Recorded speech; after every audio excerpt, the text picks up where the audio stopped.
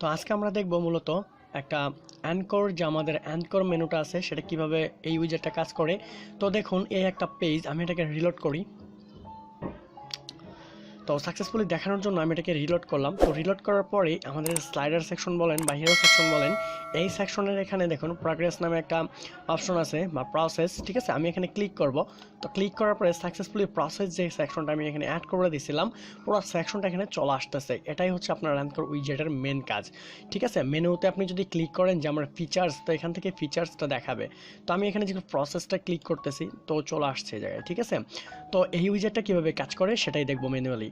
তো সেটা করার জন্য আমরা চলে যাব আমাদের এলিমেন্টরে, যেই পেজটা এডিট করব সেটার এডিট উইথ এলিমেন্টরে ক্লিক করব। করার পর আমরা এরকম পেজে চলে আসব। তো এখানে দেখুন আমি সিম্পলি যদি একটা বাটন এখানে ইউজ করি, বা আমি যদি এখানে আমি আমার মতো করে এখানে একটা বাটন নিচ্ছি সিম্পলি, ওকে, বাটন উইজেট। তো আমি এটাকে জাস্ট অ্যালাইনমেন্ট সেন্টার করে দিচ্ছি এবং এখান থেকে ব্যাকগ্রাউন্ড কালার কোনো থাকবে না এখানে, ওকে। দেন আমি এখান থেকে আমি এটাকে ড্রট করে দিচ্ছি, ওকে। সাকসেসফুলি এই টাইপের থাকবে, ঠিক আছে। তো আমি কোন সেকশনটাকে শো করাবো, তো আমি যাচ্ছি, ঠিক আছে, আমি আই সেকশনটাকে শো করাবো। তো এখানে আমি এটাকে রিমুভ করে দিচ্ছি, দিয়ে এখানে দেখুন এই যে প্রসেসটা আছে, বা আমি এখানে যে নামটা দিব সেটা দিব। আচ্ছা, এখান থেকে দেখুন চলে যাচ্ছি, অ্যানকর লিখবো, অ্যানকর লিখলে হবে মেনু অ্যানকর, ওকে। আমি এখানে ড্র্যাগ এন্ড ড্রপ করে ছেড়ে দিচ্ছি, যেহেতু এটা পুরো একটা সেকশন। এখানে দেখুন মাউস ওভার করলে এডিট ইউর সেকশন, পুরো একটা সেকশন, এরকম কলামের ভিতরে এটা কাজ করবে না, পুরো একটা কলাম আসবে না, সেকশন, ঠিক আছে। তো এখানে দিতে বলতেছে দি আইডি অফ মেনু অ্যানকর, এখানে একটু অবশ্যই আইডি হবে। তো আমি আইডি যদি এখানে প্রসেস, এখানে যদি আমি পেস্ট করে দিই, প্রসেস দিয়ে আইডিটা আমার অ্যাভেলেবেল হয়ে গেল।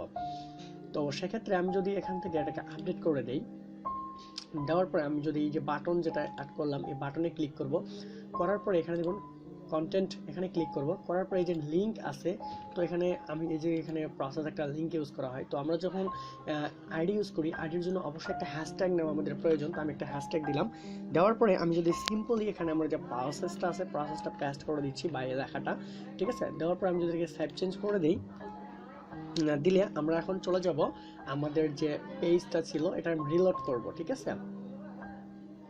তো আমরা সাকসেসফুলি যখন রিলোড হবে, এটা রিলোড হওয়ার পরে আমাদের এখানে দুটো বাটন শো করবে, ওকে। তো আমি যদি ক্লিক করি, ওকে, সাকসেসফুলি চলে আসতেছে প্রসেসে এই আমাদের সেকশনটা, ঠিক আছে।